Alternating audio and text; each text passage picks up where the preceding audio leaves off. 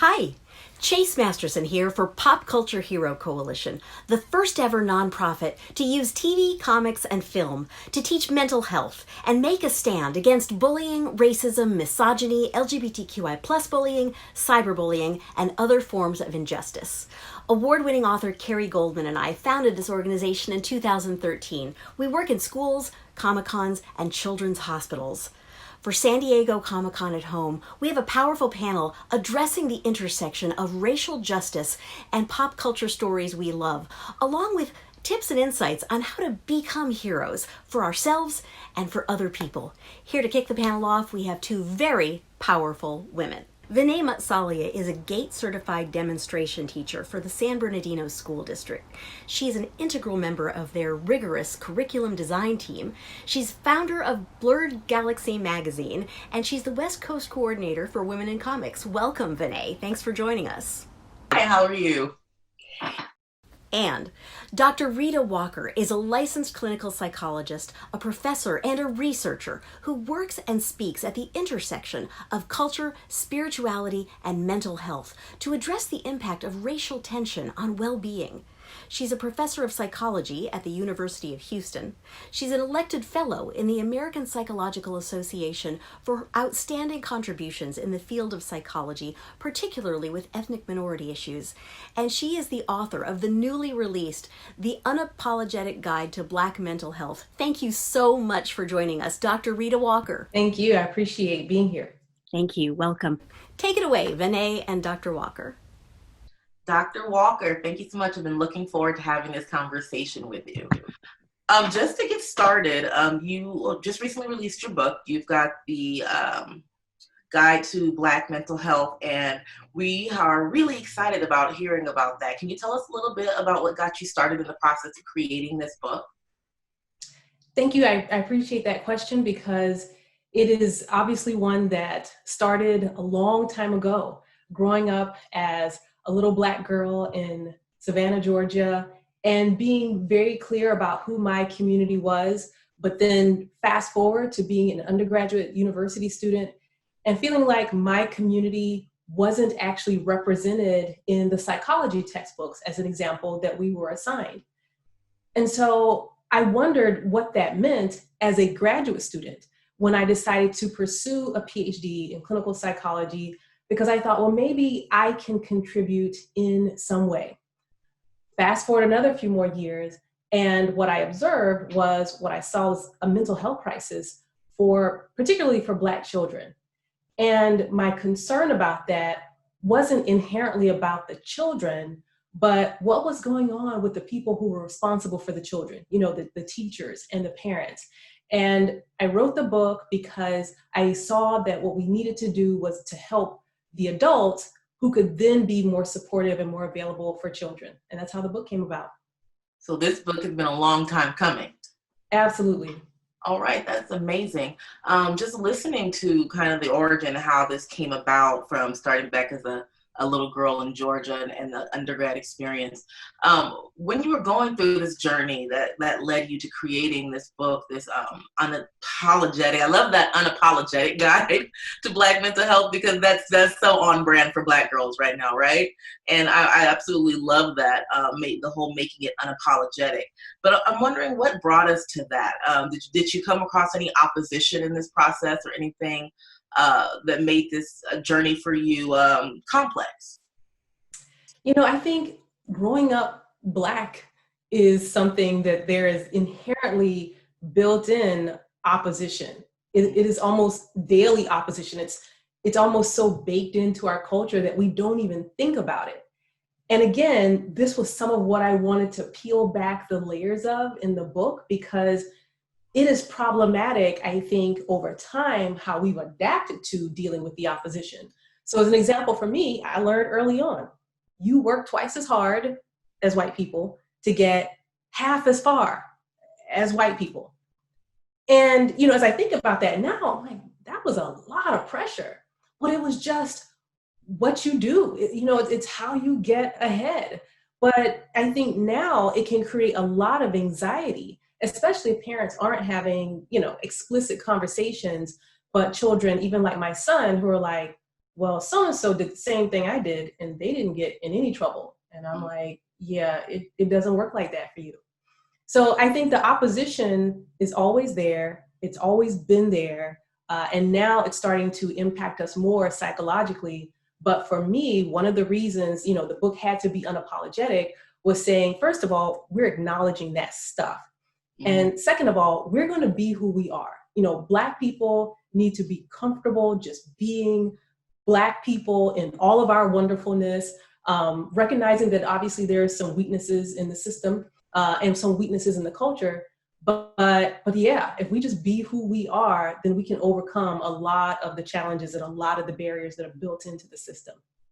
It's interesting that you say this. I train other teachers in anti-racism and equity and things along those lines. And one of the conversations I find myself having, actually, I believe it was just this week, is the barrier of us just being who we are and not having to peel off my identity in order to be in the workspace as a woman of color. And I know a lot of people in the conversation just seem taken aback by the idea.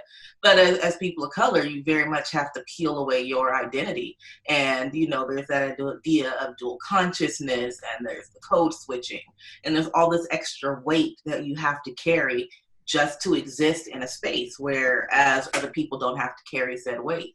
And that is something, and if you don't think about it, that's quite a toll we put on ourselves and on children. It's not one that we put on intentionally. And I think it's important that people start to kind of understand that and kind of the origins of that and what that does to a person. Is there anything about that you can speak to about that particular weight of that dual identity that Black people have to deal with? Yeah, I think we embrace it as a strength. I have the ability to be able to adapt to different environments, right? So I can be who I need to be at the cookout. And then when I need to go to work, I can boss up like I need to there. And we see it as kind of like, a superpower. Like that is just what we do, not realizing the tax. And it's funny because I hear so many people, we don't talk about mental health because that's scary. But people are willing to say, I am tired. I am so tired. And they don't even realize where the fatigue is coming from. It's from basically working at least 2 jobs, being yourself and then being someone else so that you can be acceptable and fit in. And it's not even about fitting in and of itself, right? It's about being successful, like get the job, but then also get promoted and doing all the hoops that you have to jump through in order to achieve that. And it's kind of like, yeah, those of us who figure it out, like, yeah, high five. But at what cost? Because there's physical health costs that we have to be aware of also. Very true, very true. I think it was probably 7 years into my career before I felt comfortable slipping into Black vernacular English and not feeling like I was going, and then even still, I still got the looks like, oh my. Like, yes, I'm still very much the same person who did master's and bachelor's in English. I speak the King's English, but I'm also from Compton. So there are 2 sides to that coin. And it's something that I've started doing intentionally as an educator who teaches Black and brown children, because I realized in my equity work that I was perpetuating the same ideals on my students that were perpetuated upon me, that there is a certain way you have to speak. And then if you do not speak this particular way, then you are not as equally academic. So I made a point to show my students, not just my students of color, but my non-students of color, that I am just as intelligent and I am just as intellectual when I'm speaking BVE as when I'm speaking standard English, and that there is no line in the sand that says, oh, when she slips and says ain't, then, she's no longer intelligent. Absolutely not. And I will give you the same F with the BVE. That's something I think that we don't really think about, how those systems are imprinted into us. And so we continue to perpetuate those same stresses, those same toxicities upon generation after generation. Is so important. You mentioned having a son, and I also have a little boy. And so there is something interesting about this concept of being a Black mother and mental health, especially in times like these. What can you tell us about that particular intersection about Black motherhood right now in the time that we're facing? I really think it's just important to be, I would say, that much more intentional about the decisions that we make around parenting. So just as an example, using the conversation about language. And oftentimes I think we fall into these, good English and bad English, because most folks don't know to talk about African American vernacular. And so I started telling my son early on, because he would say certain things and I would say, that's okay. That's African American vernacular. And, at 6, he's looking at me like, what you talking about, Willis? And so I would explain to him what that was, so that when other people try to tell him he's speaking good or speaking bad, he had the language to be able to challenge that, regardless of who the person is. And so I think that, right now, we probably have to love on our kids a little bit more, especially now, and be intentional about what we expose them to. So I know, and we all know our children, right? So, they vary. Some children are out there on the front line carrying their signs, and they're good. And others, we know that if we share with them a lot about what's going on now, it'll make them that much more anxious. And so that's the part where we have to be intentional about the information that we share with them and how present and available we are for follow-ups. So my son, who is almost 10 years old, didn't know and has not seen the video of George Floyd. And actually, I haven't seen the video. I've seen pictures because you can't get away from them. But I talked to him about what happened and why, and he didn't understand and was confused and was like, why is this happening? And so I explained as best I could, about differences and how people are treated differently for something they have no control over. And so he was like, okay, and I could see his little brain trying to process. And then he would come back at random other times and ask questions. And we have to be available, and be patient to answer those questions, even if we're having a tough time ourselves, because it's that important for us to try and protect their minds as they're growing up and their well-being. I find that is 100% accurate, just monitoring how much of what we're letting our children be exposed to, and making sure that they're also exposed to some light and some positivity, as well as all the things, and pointing out, everyone doesn't hate us. There are, but these things are real. This is systematic. This is history. This is present. This is absolutely real. But then look at this beautiful thing. Look at this beautiful piece of allyship. Look at these people speaking out. Look at how we're helping. Look at how we're growing. Look at how we're changing. Now, I'm not at the point of having those conversations because thankfully my baby is 2. So we mostly talk about Paw Patrol. But those are conversations that I find myself thinking about as a Black mother. It's something changed. I've always, been very cognizant of my Blackness. Simply because I did go to PWI, a private white institution, a predominantly white institution, for my university. And so, when you're in those spaces, you become very cognizant of your Blackness. But when you become a mother of a Black child, there's a whole other switch that comes on that I didn't know about. I didn't know about that switch until it switched on. And it was like, oh, there's more of this. There's more to this Black thing now. More to this mom thing now. So everything kind of changes, and it becomes a consistent battle of trying to balance and trying to make sure that you're focusing on the one piece at a time. And I found for myself, monitoring how much of what's going on I'm even taking in. I also haven't watched the video. I won't watch the video. I just am not watching somebody be murdered on screen. And I have to, as a person, say, that's not okay for me. I know that I cannot handle that emotionally right now, and that's okay to do. And I feel like in the Black culture, there's been a lot of stigma about protecting our mental health, about protecting our own well-being, and for Black women having this stigma that you have to be the strong Black woman all the time, and you have to be able to handle everything all the time. I know that you talk about that somewhat in your book. Can you talk to us a little bit about some of those stigmas and the weight that carries for the Black community and Black women in particular? It seems like there's always a double-edged sword, right? So it can be a good thing to have in your mind, I got this, like I can take care of this. Like sometimes we need that to push us over the finish line. Like I can do this. But when there's a crack in the armor and we can't just do this, rather than like pushing on and ignoring pain and ignoring hurt and ignoring our health, we gotta be willing to say like, okay, I gotta call in backup. I need reinforcements. I need something. So on the one hand, being able to, handle things like, that's generally good. The problem is that works to a point. And I think, unfortunately, we don't always know what that point is. And so I try to talk about that in the book, recognizing, okay, if your psychological fortitude armor has a crack in it and it's low, then you need help. And part of the challenge, though, is I think that we think of getting help as a weakness or something's wrong with you or what they gonna say.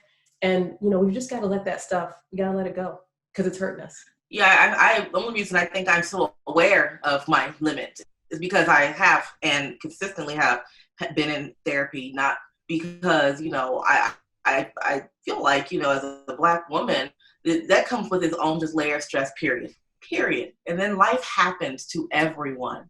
And I feel like that stigma of, not seeking mental health care, not talking to a therapist, it can become as toxic as everything else is. When if I fall and I hurt my leg, I'm gonna go see a doctor. That's what I'm gonna do. There is no go drink some 7-Up and lay down for mental health.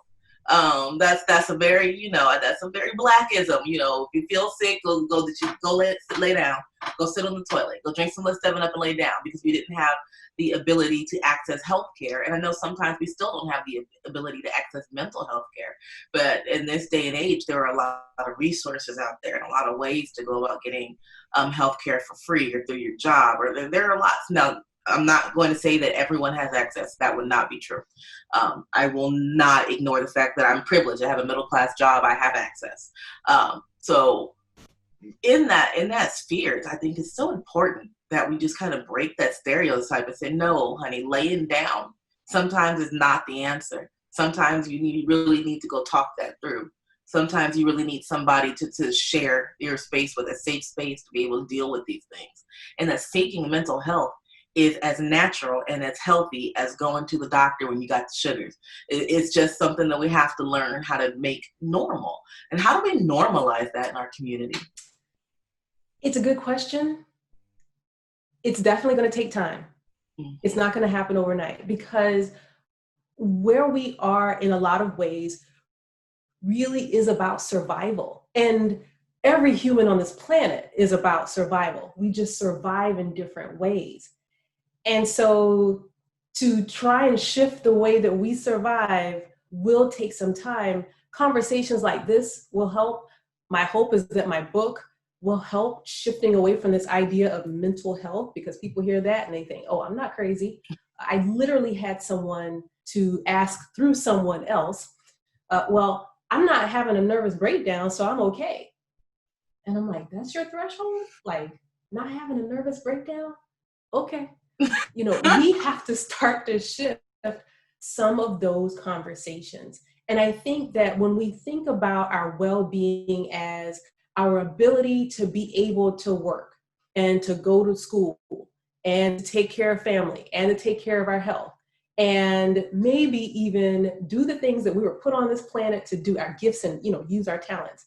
If we think about our well-being as, am I able to do those things? Yes or no? And if the answer is, well, yeah, over here, but no over here, then we need to make some adjustments. Then maybe if we can think about our well-being in that way, maybe I'm hoping actually that'll get us going in a different direction. You mentioned the need in Black mental health for people to harness the power of Wakanda. I'm really interested in hearing your perspective on that and hearing more about that. Well, we love imagery and we love entertainment. Sometimes just remove us away from the grind of every day. And Black Panther did it, like, on so many levels. So on the one hand, yeah, we were entertained, but I think at a deeper level, it was seeing ourselves in a positive light, doing amazing things and doing it on our own terms. Like, we're doing this the way we want to do it. No, nobody else is coming in here. And everyone has a role. Shuri has a role. She wasn't the Black Panther yet. I hope I didn't give anything away. But, you know, I read all the comics. You didn't get nothing away from me. You know, everybody had a part. The elders had a part. And so I think, you know, seeing that play out on the screen, that whether we believe it or not, I think it spoke to something in us and stirred up something in us. Now, a lot of folks did the superficial stuff, you know, like going to get our outfits together. I got mine together too. Absolutely. You know, we did a lot of that stuff. But I think that if we spend some more time, and, you know, honestly, it's a fictional place, but it is rooted in reality, in cultural reality. And I talk about in the book this idea that when we can tap into who we truly are as African descended people, then we will do a lot better, you know, not even just psychologically, but just as a community, you know, in a lot of different domains. But right now, you know, we're fighting just to barely survive. And I think that when we can tap into a different level of energy that is African in origin, that it'll get us to a place where we deserve to be. I'm so excited to hear you say that. I actually talked about that a good deal when I wrote my thesis, my master's thesis, and looking at literature and pop culture and how you're seeing a lot more of the reclamation of African culture. And it felt like there was this shift happening where Black America was trying to connect to our identity. And I was looking at identity theory and making that connection and to our African heritage. And though while it's a difficult and tenuous connection because we don't have any direct lines and access, that you're seeing this trend happening in literature.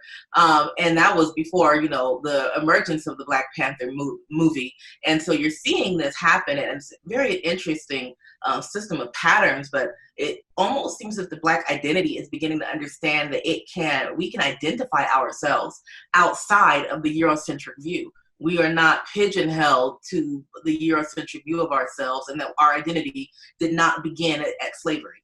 Who we are did not begin at trauma. And I believe that there has been a shift of self-identification in our culture outside of the trauma of slavery and racism, which I think has been powerful in allowing for these types of movements, which has been fun to watch. That's because it was something I theorized when I was doing research. And so it's been really fun to kind of watch that and see the proliferation of Afrofuturism. And, you know, when I first started it, I remember my thesis committee saying, oh, this is brand new. No one's ever talked about this ever. You're on the cusp. And then I started doing the reading and I'm like, actually, no, I'm not. This has been around. I was like, you probably should read some Black theorists because this is actually not new. It's been going on throughout all of Black American culture. It's just, you know, we now have connectivity. We now have social media. We now have access to research and the internet and things like that, where it's becoming more prominent. So tell me a little bit about more. You're saying that about connecting to that sense of Africanness and a culture. How is that tied into the whole mental health aspect? Well, the research has been pretty consistent that the more that we connect with, you know, the tenets of African culture that look like spirituality first and foremost, and the idea of community. So it's not just me, but it's us. So it's not just my survival, it's what I do so the community survives. Like those kinds of ideas and notions, and deference to elders. Those ideas and notions actually are synonymous with less anxiety, less depression. In my own research, fewer thoughts of suicide. And what is it about that? I don't know what the magical mechanism is. It's related to education. You know, so those who have a positive cultural identity about what it means to be a Black person do better in school. So what the magic is, I'm not exactly sure, but the research seems to be pretty robust. And, you know, I'll never forget a student in my class years ago who said, well, Dr. Walker, you don't see me sitting around beating no drum. You're always talking about Africa. And, you know, I don't think I cringed in the moment. On the outside, I cringed on the inside because I recognized that, you know, he hadn't learned anything about the fact of the things that he was doing. And he was in a Greek organization, and he didn't understand how Africanisms showed up in his everyday life. And so I do think that we need to be more intentional about making those connections between, say, spirituality, religiosity, which Black people tend to be very spiritual, and what that means to be also an African person. Thank you so much, Dr. Walker. This has been a fantastic experience. I've really enjoyed this conversation. Again, your book, we're all looking forward to it. Excited to be able, we can all go out and pick it up now, yes? Already Yes. out and available? Thank you so Yes. much. I'm going to pass it back to Chase Masterson to wrap us up. Thank you again so much, Dr. Walker. It was wonderful talking to you. Thank you. Thank you so much, Dr. Walker, and thank you so much, Vanee. It has really been an incredible honor and pleasure to have you both here. We are also so excited about these next two guests. Brandon Matsalia is a veteran educator who has taught at Crafton Hills College, California Baptist University, and Aquinas High School. His work delves into African American literature, critical race theory, social critical theory, and more. Brandon works with Women in Comics International, and I'm proud to say he is a curriculum creator, editor, and video host for Pop Culture Hero Coalition. Thanks so much for joining us, Brandon Matsalia. Hello. Next, you know his work as a showrunner from Black Panther's Quest and as a writer and producer from television, including Law & Order: Criminal Intent, Ben 10, Marvel's Ultimate Spider-Man, Leverage, and The Librarians. He's the founder of Winterman Comics, and he's also written for Marvel, Dark Horse, and others, as well as beloved Star Trek novels. You also know his work as a series regular from In the Heat of the Night. Other projects include Ghost Gymnasium, The Librarians, as I said, Prodigal, Dark People. Welcome, and thanks so much for joining us, Geoffrey Thorne. It's my privilege and my pleasure. Thank you. I'm going to hand it over to you, Brandon. Take it away. All right, so let's talk origin stories. For those who are unfamiliar with your particular body of work, you had a long-running acting career starting in the late 80s that went on until the early 2000s, at which point you decided to quit acting completely to focus on writing and producing primarily for comic book-related media such as the Avengers, Spider-Man, and of course Black Panther. So what events contributed to your decision? The simple answer is there wasn't the kind of work being created for actors of my skin color at the time. I am a science fiction type person, a fantasy type person. I like that kind of exotic realms to be in, James Bond, all of that kind of stuff. And really there was nothing. And I was looking down the barrel of a career of being like ultimately being Uncle Phil, or if I was lucky, you know, the cop who yells at the maverick other cop, like, you guys got to stay in the lines. Don't make me come down there. All right, you're right. Go do it. You know, and I couldn't face 30 years of that. I just couldn't. And I realized also that the scripts that I was reading, sometimes written by good-natured people, very good-natured, we would say lefties and allies and all of that stuff, they just didn't get it. And they didn't want to hear it from a 19-year-old or a 20-year-old or a 21-year-old. They didn't get it. They're like, just say the words, step back in your lane, leave us alone. And I was like, all right, that's fair. But it seemed like that's where the ability to shape really lay. Unless you're a big movie star or a big TV star, you don't have the kind of control over the product and therefore over the imaging that the writers and the producers have. So it was sort of like, put up or shut up. Like, if you think you're so good at this, critiquing these writers, you might want to step in the ring, which is what I tell people now if they want to talk about smack. I'm like, hey, nobody's stopping you from writing. Go crazy. Come and beat me. Like, come get in the arena. I want to be in your audience. And so that's what it was. And it was kind of cold turkey. I just looked up one day and went, you know, it's time. And it was a hard move. Okay. Can we expand on that a bit? So as you made that transition from taking on these roles to realizing that you weren't getting the kinds of roles that you wanted and that made you want to write, what sort of opposition did you face, if you're free to speak on it? Because obviously I don't want to put you in a position of saying things simple. That might... It's very easy. Times have changed. This is what, 20 years? It's literally year to stop acting, so it's exactly 20 years ago. 20 years ago, the landscape was completely different. There was no such thing as the level of inclusion that we're at in Hollywood, which was still micro, from my point of view, was less than zero back then. Okay, so the idea of fantasy characters or horror stories featuring, focusing on Black people, in my case, Black people, but also multi-ethnic. Most of my work is multi-ethnic. You read this? You know, so there's a lot of pushback from that. There was also a vibe of, where you're not big enough star to be able to get these. And I'm like, I'm not writing these parts for me, right? And then some of the response was, well, you're a Black actor, you were just on the show. You're writing this for yourself. I'm like, no, I'm not doing that anymore. This is just for some other lucky actor to get to play these parts, right? No. So there was a lot of that. There was a certain amount of pushback from other Black people. Why aren't you running down the Spike Lee road? And I'm like, well, Spike's doing that. He doesn't need me on that road. He's carving his own path. You know, why can't I be Hanna-Barbera? Why can't I be Gene Roddenberry? You know, he's there doing the Spielberg thing.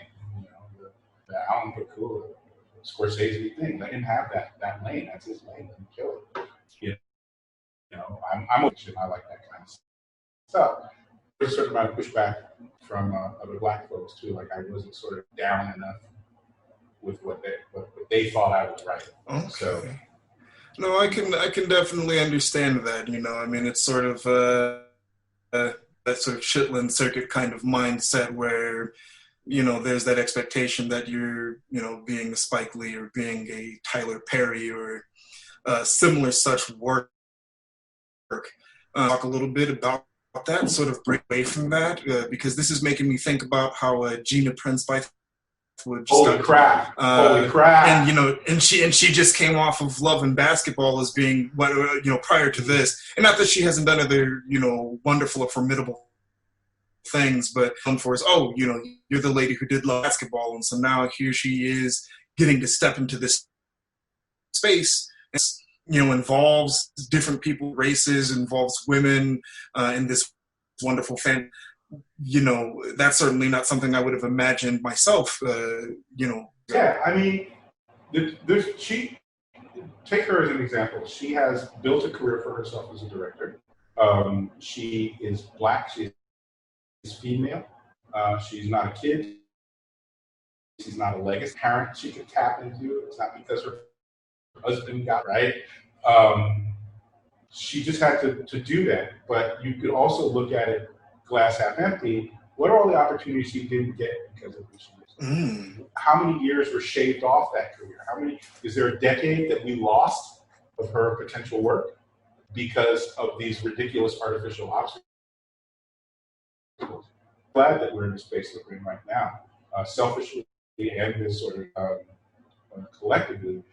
Personally, I feel that the inclusion and diversity are, I don't like the word diversity. It feels like you're putting things up on a shelf. Oh, and there's the salt, and there's the pepper, and I have a very diverse self. I prefer inclusion, right? Because that's more like a hug. I like that. Included, right?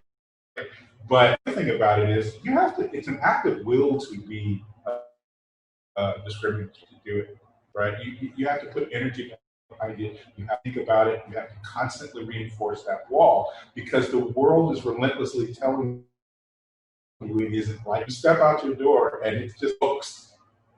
So to be able to be in opposition to that, you have to, like an iron will, constantly reinforce going, no, not that, not that. So what I see coalitions of multi-ethnic people, multi-gender, multi-orientation people making so excellent, right? Because the old guard is excellent. Not just like, hey, look at these ladies doing this cool thing. It's excellent. So, like, be excellent. Let these people be excellent. It was different 20 years ago when I got started. It was trying to do this kind of material on our side. You know, maybe that we're of any kind of like, now there's like a small army of it. Great, bring more. That's true. Well, speaking of a small army of people coming together to create this excellent contact, let's move on to Black Panther. This is a character that has found new relevance with this generation, thanks to the work of Ryan Coog movie, Ta-Nehisi Coates, who is current and has been writing for a few years now, the comic book, and of course your work on the 5th season of Avengers Assembled, which was retitled Quest. So can you share some thoughts on the importance of Black Panther confronting racial and representation in the media and the need for social justice? Say a couple of things. Fire. We are.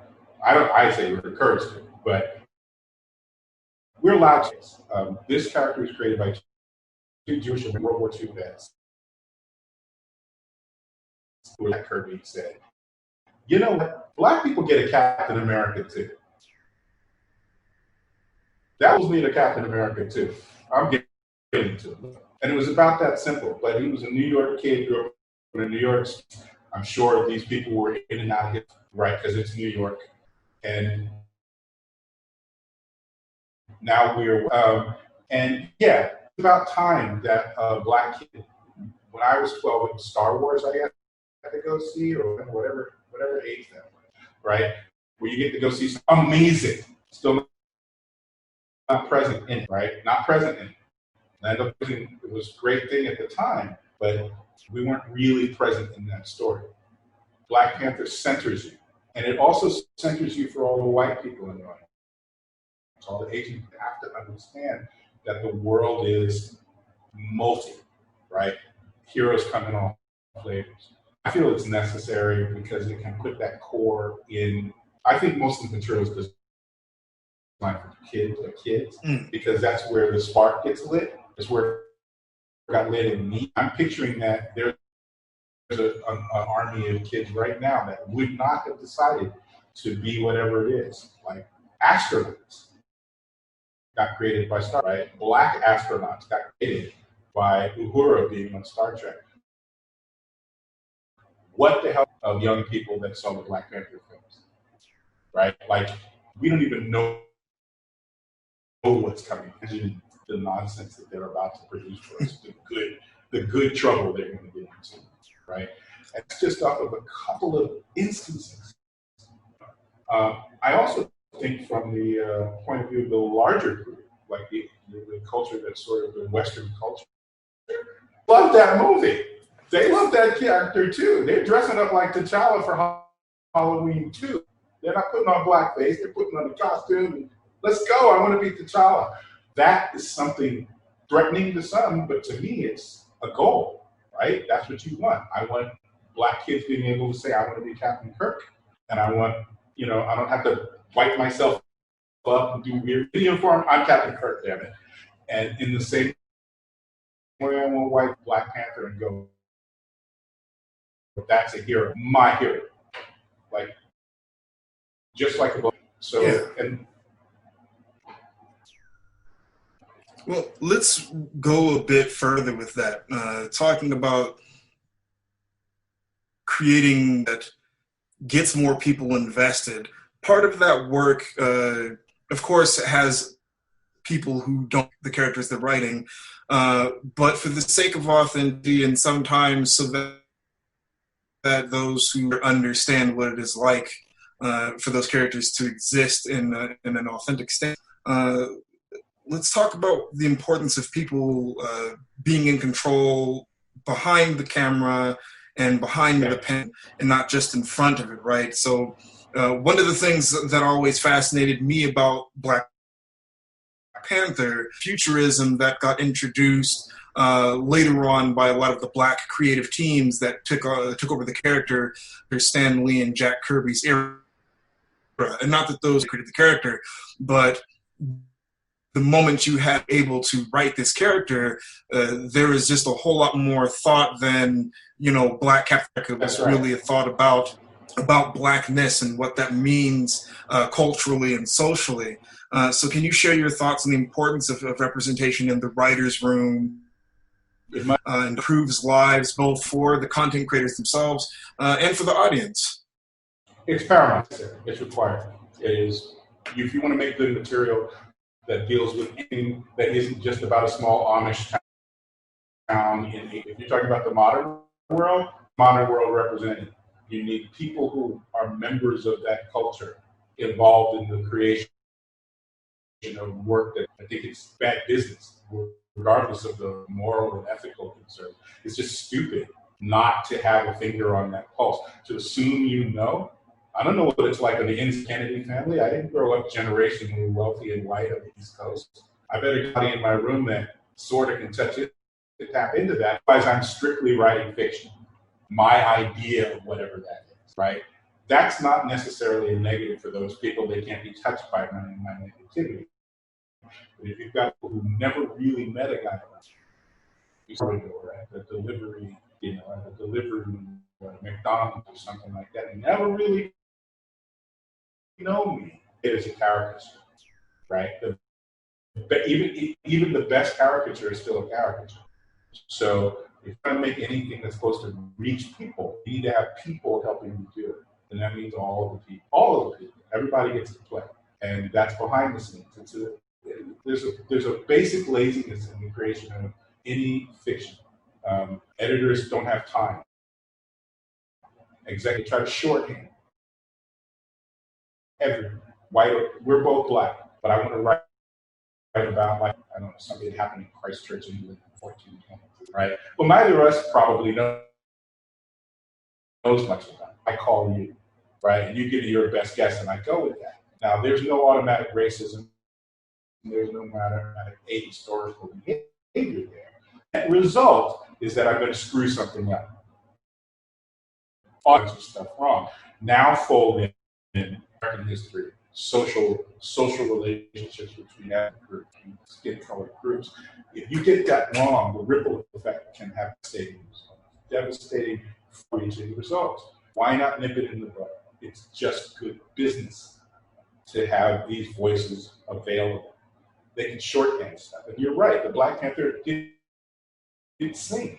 There was some good little run. But the Black Panther didn't become the Black Panther that got a movie made about until Chris Priest stepped in and said, this takes place in Africa, right? This guy's actually an African, right? Let's talk about this from the inside rather than from the outside in. And he was a person who could do that, right? Authentically. By the way, he's an American black, African black person. But even with phone calls, if you get a different set of phone calls, you want that. The CIA is integrated. Think about it. This or not, but our spy networks are. Why? It's good business. Excellent work. Well, that's all the time that we have for our interview. Thank you so much for sharing so much. I wish we had the opportunity to say more. Anytime. Did you have any closing thoughts that you wanted to say to the audience? Always the same. Make new things and be excellent to each other. That is fantastic. Thank you once again for being here with us with the Pop Culture Hero Coalition. And Chase, I'll let you take it away. It's all too easy for those who live in various states of privilege to forget that marginalized people face inherent challenges just in trying to go about their everyday lives. The birth of comics is rooted in social justice activism, and here for our final segment we have two powerful guests discussing the fact that antisemitism is horribly prevalent in the world today, and to discuss the fact that pop culture can be used to create inclusion and social justice. As I mentioned earlier, Carrie Goldman is my partner in founding the coalition. She's the author of HarperCollins award-winning Bullied, What Every Parent, Teacher, and Kid Needs to Know About Ending the Cycle of Fear. The coalition is honored to have Carrie serve as our curriculum director. Goldman has garnered acclaim for her work in bullying prevention and navigating social conflict, appearing on NPR, MSNBC, CNN, New York Times, ABC Radio, Huffington Post Live, and more. So great working with you, Carrie Goldman. Thank you for having me here, Chase. Thank you. And Dr. Janina Scarlet is a licensed clinical psychologist, an author, and a full-time geek. A Ukrainian-born refugee, she survived Chernobyl radiation and persecution. She immigrated to the United States at the age of 12 with her family, and later, inspired by the X-Men, developed superhero therapy to help patients with anxiety, depression, and PTSD. She is the author of books including Dark Agents, Superwomen, Harry Potter Therapy, Supernatural Therapy, Superhero Therapy, and others. Her work has appeared on BBC, NPR, CNN, CW, ABC, Huffington Post, The New York Times, Forbes, Nerdist, BuzzFeed, and more. So great to have you with us always, Dr. Janina Scarlet. Thank you so much for having me. Thank you. Carrie, I'm going to start with you. You are an educator who frequents schools, and I know that you have seen a vast amount of anti-Semitism, even in young people today. Can you tell us what you've witnessed in schools and what you see are some of the solutions that we can find in addressing this in young people? Sure. Yes. Really, since the 2016 election, there has been a large uptick in anti-Semitic events. I think that a lot of people see it happening and then they feel entitled to express their own possibly hidden anti-Semitic views more publicly. And so, for example, I was called into a high school recently because the high school, the sports team had played a team from a Jewish school, and the Jewish school won the contest, the sporting contest. And afterwards, the kids from the existing school went into the locker room that the Jewish students were using, and they wrote a lot of anti-Semitic things. And they drew swastikas and, created a lot of feelings of intimidation and anxiety. And it was very ugly. And even in the younger grades, I was talking with a school in Colorado where on the playground, third or fourth grade kids are being told, Jews are bad, we don't like Jews, you're a bad person. And it's very shocking and painful, I think, for children to have somebody just dislike them for who they are. And we know the parallel with what it's like for someone to be hated by just for their skin color or just for the language they speak. And so with Jewish people and Jewish kids, these incidences are on the rise. I understand. Tell me some of the work that you are doing to break through to those kids and to teach them empathy. So really, like with any type of prejudice or discrimination, the people who do the mean acts do it because they see the target as an other, as less than them, as less deserving of being treated well. And so really the only way to make a dent in this is to do that empathy training and to have more exposure. And whether that is taking books that feature, Jewish children or Jewish characters, to have kids who might not normally come into contact with Jewish people read books, read and identify and empathize with Jewish people. Have them look at a show where one of the characters is Jewish, and so they can see, hey, this is a person, just a person, just like we all are. So the training really is in the empathy, and then it is also in actively contrasting the narrative that's coming from white supremacists or from nationalists, and it's saying, this is not okay. So it's twofold. It's teaching, hey, Jewish people are people just like you and me, and at the same time also saying, and it's completely unacceptable to treat other people in society the way that you're treating someone when you call them names and tell them that they don't deserve to live. It's a twofold. It's here's how we're alike, and you can't act that way. Here's the social rules and regulations of being in a society. And part of being in a society is that we have to treat each person in the society as valuable. Absolutely. I want to get back to you more on that in a few minutes. Janina, you have told me that you experienced anti-Semitism as a child in the Ukraine, and I know that you have been deeply affected emotionally by what has happened in this country, even in the last couple of years.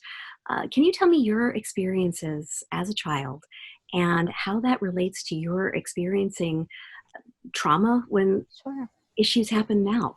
In general, I'm really glad that we're talking about not only trauma, but also intergenerational trauma. My grandparents were in the Holocaust, and a lot of my family members, unfortunately, were killed in the Holocaust. And growing up in Ukraine, growing up in my hometown, you couldn't go anywhere without seeing some kind of a either World War II memorial or a reminder of the different concentration camps that were set up there. And so growing up there, my family and I were already experiencing this intergenerational trauma of knowing what had happened to our family members. My mother couldn't get into a university for 13 years after repeatedly applying and was told repeatedly, we don't accept your kind here, or you might want to apply to Israel instead. And so I consider myself much more fortunate because as growing up as a child, I didn't have it as bad as my mother, and I didn't have it as bad as my grandparents, of course. But I remember, this one day, I think I must have been 6, and I was in the playground, and my neighbor went up to me, and she was my age. She was 6 also. And she looked at me and she said, "Are you?" And she said the K word, the bad word. And I shook my head and I said, "No." And she said, "No, you are. My mother says you are." And then she laughed. And then she said, "And I'm not supposed to play with you." And she walked away. And I just kind of stood there and, not knowing what to do and kind of not knowing why this person was taught to hate me just because my family is Jewish. And and I remember being told that we weren't allowed to tell anyone that we were fleeing the country because we could be killed. And, and so as a child, having this terror of we might be killed either for being Jewish if we stay, or we might be killed for trying to escape as refugees to the United States, and trying to make sense of it as a little girl was terrifying. And I remember moving to the United States and thinking that it was all behind me. And then I remember 4 years ago seeing the first kind of huge resurgence of the swastikas in the United States, and swastikas being depicted on Jewish temples, right, on synagogues, and just kind of having flashbacks of growing up as a child and wondering if that safety will ever be present again. Now, I consider myself very privileged because although I am Jewish, I recognize that I am white. And so wherever I go, I don't necessarily get discriminated against the way that BIPOC individuals might.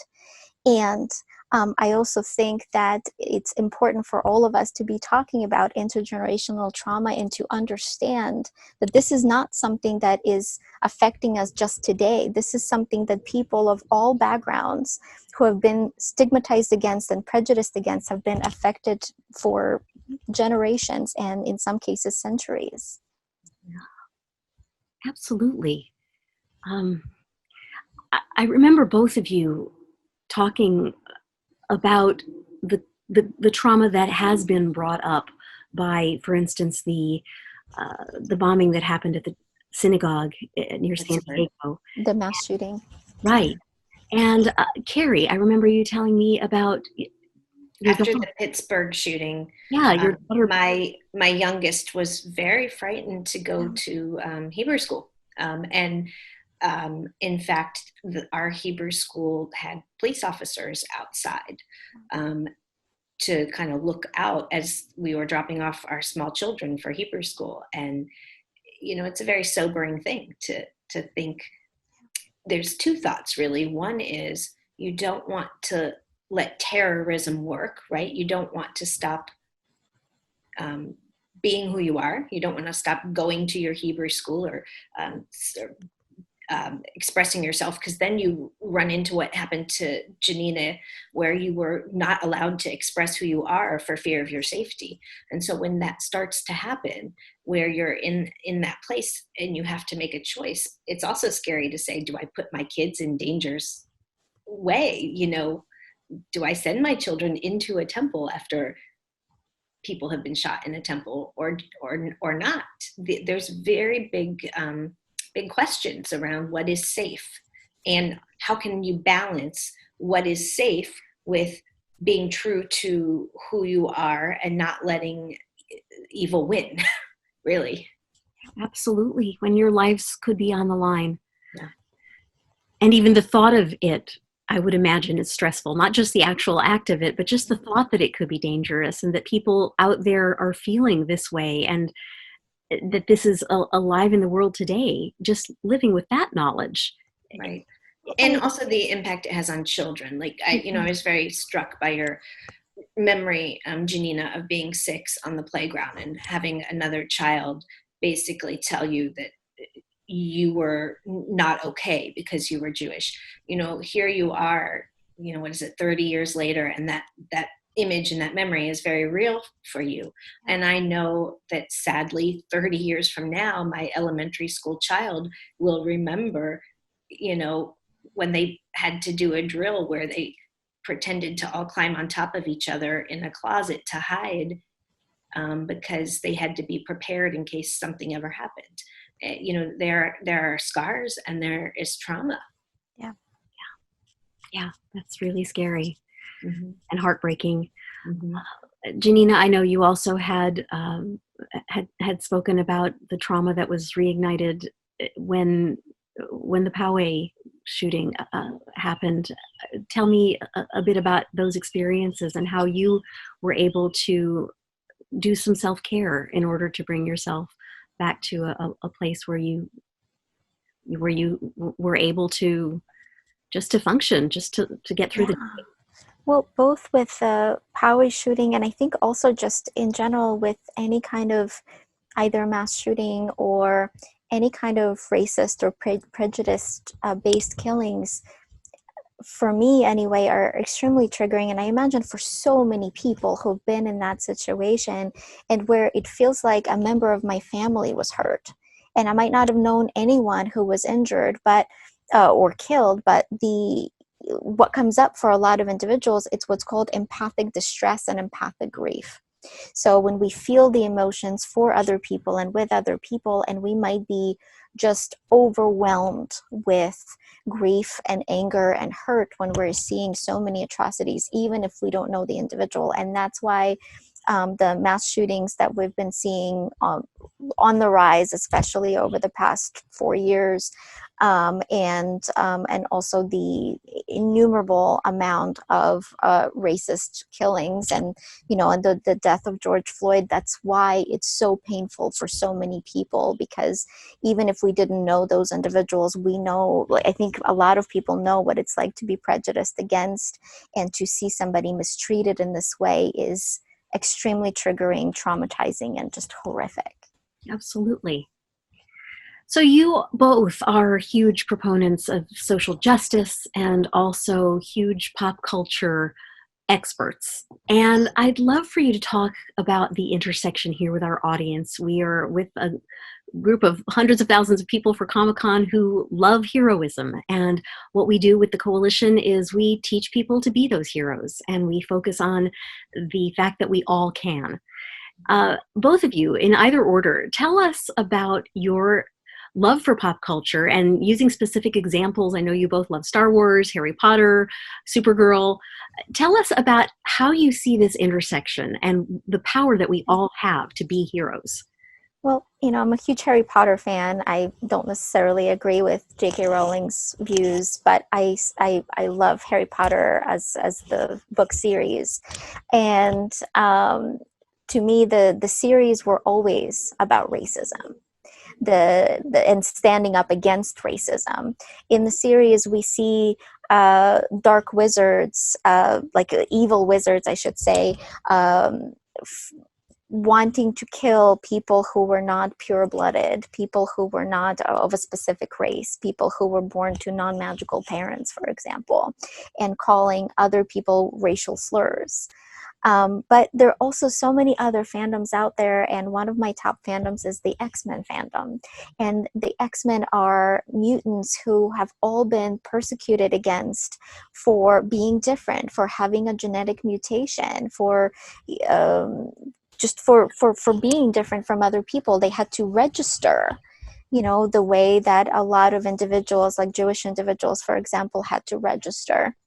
and they were punted. And in watching the X-Men, we can see the humanity, we can see the compassion, we can see the suffering that these individuals have gone through. And I think in watching these series or reading these stories, we can not only empathize with these characters, but we can learn to take action. We can learn about altruism, and we can learn about social justice. And numerous research studies are coming out now stating that pop culture, especially Harry Potter, there's been a lot of research on this fandom in particular, can teach people about social justice and about standing up against prejudice. Wonderful. It's so interesting that you mentioned Harry Potter, because our family, we have a trans child, and our family is a huge Harry Potter fan family. And we have been going round and round, agonizing over what to do here, because J.K. Rowling has been coming out with some pretty horrific anti-trans comments. And what we keep coming back to is, and there's no easy answer, but we still love the story. We still love the heroes. We still love who Harry is, who Hermione is, who Hagrid is. And there are still so many valuable lessons to be learned. And those don't now exist in a vacuum. And so we have to, at the same time, recognize and talk about how unbelievable really it is that the creator of a series like this has really doubled down on a stand that's so hateful and invalidating, when Harry Potter is such a validating storyline. And so it really actually, I think, opens up such a rich ability to talk about separating the art from the artist, thinking about all the conflict inherent in stories and pop culture. What do you do when an actor in one of your favorite series is arrested for, harming someone or hurting something? What do you do? It brings up so many questions of where do we go with this? And I think the start is to have the conversations and to say, hold people accountable, to say to J.K. Rowling's, it is not okay what you're doing. And at the same time, you've created this wonderful example for people of how to live with validation. And so, Harry Potter is a particularly tricky one right now, but I think that there's so much opportunity to use it as a conversation and a teaching moment. When you talk about all the different fandoms, Janina, you have a wonderful collection of fandoms. I have children in elementary, middle, and high school, and my husband is a huge geek. So we have a lot of different fandoms going on in all different places. Everything from the teen who likes Riverdale to, we're into the Avengers or this or that.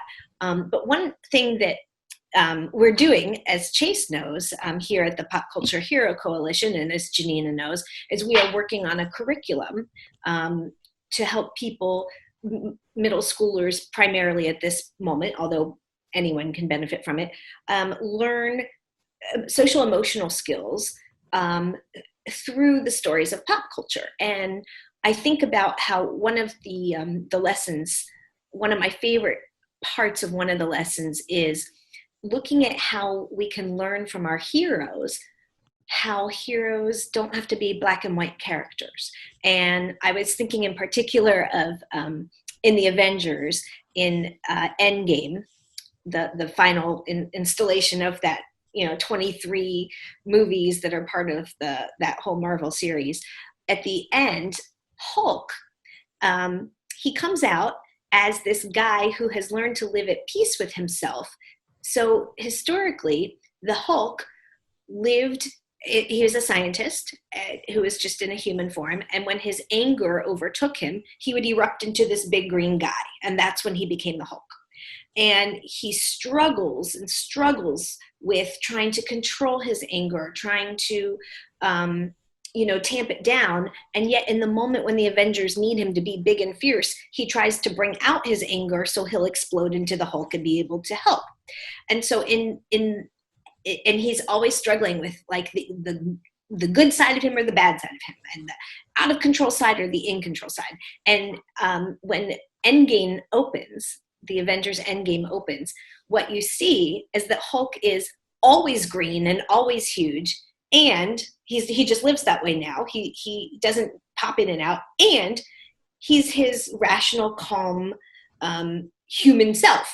So it's like the dialectics here for kids. It's a wonderful example of showing kids he can be both. He can be the Hulk, and he can be reasonable and talk and think. And it's just such an amazing visual to show kids that even our heroes and our characters have this struggle about, their emotions and controlling them and yet validating them. And I just love that. And it's a wonderful example. That is so powerful.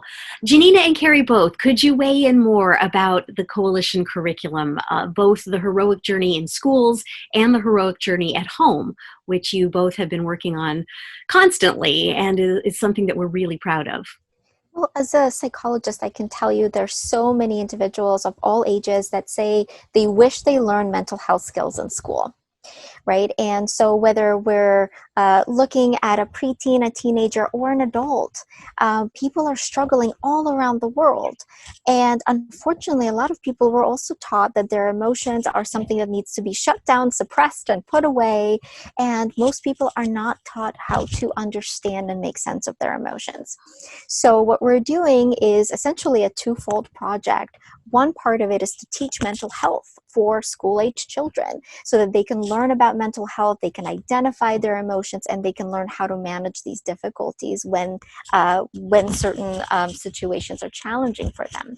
But the other part of it is to understand that our emotional experiences are no different than some of the favorite fictional heroes that we look up to.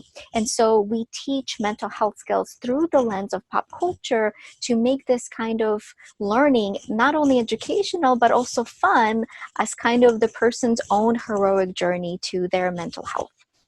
Mm-hmm. So that was really well expressed, and I love that. And one of the things that I love about the curriculum is that, one of the things I love about the curriculum is that it can be accessed and enjoyed by such a broad range of people. There's been the characters that are discussed. It's a very diverse and broad swath of characters. So it's pretty accessible. And there are many people who, as Janina mentioned, did not grow up thinking it was okay to emote. And so one of the things we see is there are today many kids who are afraid to express their emotions and are afraid to express their vulnerabilities. And for the kids who are too uncomfortable being able to talk about their social insecurities or their anxieties, one of the things that using pop culture does is allows them to access those feelings through a character. So a child who has a lot of social awkwardness and anxiety might talk about what it's like for Peter Parker before he's Spider-Man, because it's too hard for the child to talk about being the geeky, awkward, kid that he or she is. And same thing with appearance-based fears. So I think about how Hermione Granger in the Harry Potter series, they make a point of describing her as, frizzy hair and big teeth and this and that. And for a kid who struggles with frizzy hair, which I did when I was a child, I've seen how a lot of little frizzy-haired little children have loved the fact that Hermione's hair has become something to own. And, instead of having to live in this flat iron culture, right, where everyone feels the pressure to look like a Kardashian with the sleek, smooth hair, we've got a generation of kids who can talk about how, well, I was the Hermione Granger in the room. And that allows them to access their vulnerabilities about appearance in a way that feels safe. Thank you. That is just so incredibly powerful and so life-affirming and so life-changing and life-saving for these kids. We are so excited to be able to offer that curriculum for schools and also for use at home. Carrie and Janina have adapted our heroic journey in schools to work for kids at home in isolation. Just one more thing before we close. Could you both weigh in on the issues of isolation and how we how we address those with the heroic journey at home? Would you like to start, Janina, or do you want me to? Go ahead. So, the pandemic has been very unexpected for everyone. And there are a lot of unintended consequences of quarantine because, we have to do it to keep safe, but we all know that humans are social creatures and we do best with each other. And so we need to have some special focus right now on issues of loneliness, of resilience, of how to resolve conflict with your family, who you're with all the time, certain things that are a focus specifically as a result of COVID-19. And so we have taken our existing lessons, which were designed to be delivered in schools by a teacher, and we've made them accessible for kids or adults to use. You can download them and just use them on your own personal device at home, but it offers lessons to help kids get through the feelings of loneliness, of isolation, using stories of pop culture and heroes to help them relate. So, they realize that even now, you're not alone in your struggles, even in the pandemic, that there's a way in which you can identify with, T'Challa from Black Panther, or you can identify with, what's one of my kids' favorite characters? My kids are really into the series Eureka right now. And so it's an older series, but they're completely obsessed with Felicia Day's character. And, there are ways to help kids connect with these characters and say, they know what it's like to be lonely. They know what it's like to be, sad, and you'll get through it. Yeah, wonderful. Janina? Yeah. I think for a lot of kids, the pandemic might have taken away something that they looked forward to, and it could have been friends at school, but it could also be after school activities like theater clubs and sports and other ways that kids were able to express themselves, maybe art clubs. And so now, unfortunately, if kids are not able to be around other people, if they're maybe around family members that they might not always get along with, conflicts are more likely to happen. And if people were already predisposed or already struggling with some kind of a mental health issue like anxiety, depression, or something else, these issues might even be intensified when people are in close quarters with other people. And so our hope is that these lesson plans can be helpful for kids who are struggling, but could also potentially serve as a discussion point for families. We offer some questions and even instructions as an option for families to be able to sit down with their kids, to be able to talk about certain situations like feelings of isolation or going through cyberbullying, for example, or conflict resolution or social justice as a way of becoming their own version of a superhero in real life and being someone like Spider-Man, for example, being someone like Black Panther, being someone like Supergirl in real life by emulating some of these heroes' experiences right now during the pandemic. Wonderful. We've already kept you for longer than I had asked for, and I really appreciate this. Can you give us just one sentence or two each on self-care or whatever you want to say to people who are needing help, mental health help at this time? A lot of times people think that self-care is selfish. And so I think, unfortunately, a lot of us have been taught that we have to finish our entire to-do list and take care of everyone that we know, everyone in the universe. And then if there's time, which there's never time, then we take care of ourselves. But here's the thing, self-care is an investment. It's a way of utilizing our own energy so that we become superpowered and charged up enough to be able to show up for other people. So it is not a luxury. It is not selfish. It is necessary. It is a requirement. It is putting on our own superhero armor so that we can then show up for other people. Thank you, Janina, so much. Carrie? For me, self-care in the time of COVID has looked like stopping using the word should. I don't tell myself I should exercise, I should not eat that brownie, I should this, I should that, because already we're all under enormous pressure. And so, my feeling of self-care is just trying to do what works and get through each day. And if that means that day that, I didn't do things the way I might have done them pre-quarantine, I'm giving myself permission to say that, that's okay. It's okay. It's okay that it's not being done the way it was. One of the sentences I always teach kids when I work with them is I have them say, different is different. Different doesn't mean better, and different doesn't mean worse. Because a lot of kids think different means worse. If we say, well, she's different from you, they think, well, she's worse than me. So I tell myself, I'm doing things in a different way. Different doesn't mean better, and different doesn't mean worse. It doesn't need to have a judgment assigned to it. It's just my self-care is saying things might happen in a different way than they did before, and that is perfectly fine. Thank you both so very much for your wisdom, your sense of understanding of the things that are the most important and so relevant during this time, and for your sense of fun and your brilliant connection with these stories that we love. We really, truly appreciate you. Find Carrie and Janina online. And thank you so much again, both of you. We truly appreciate you being here with us. It was so nice to be with you. Thank you. And we're out of time. Just a quick reminder that the Coalition's work in homes during COVID-19, in schools, Comic-Cons, and children's hospitals is made possible by Be Kind t-shirts and masks.